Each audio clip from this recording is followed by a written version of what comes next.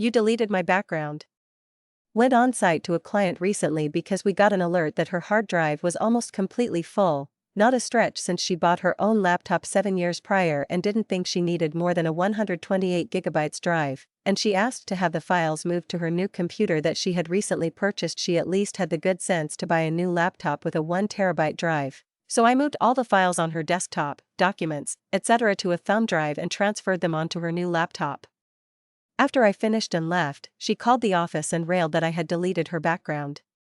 When my coworker remote in, he saw the normal default background and said nothing was wrong.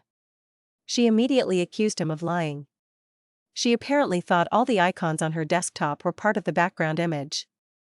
He had to spend half an hour explaining the difference between files/icons and a background image, as well as the fact that the only thing I did was the job I was originally sent there to do, to which she again accused him of lying about that as well.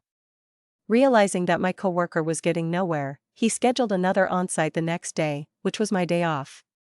He went over and spent most of the time having to tell the lady that all the things that were wrong with the new computer were simply the default settings in Windows, and there was nothing malicious afoot. Everything she wanted changed/updated was a case of her ranting about it for 20 minutes, and him taking 3 to 5 seconds to make the change, or her being so scatterbrained. He joked that it was as if her ADHD had a severe case of ADHD.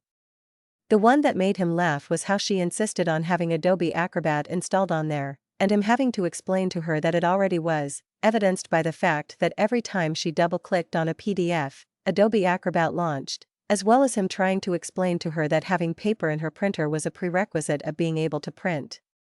If you enjoyed this story, please like, subscribe.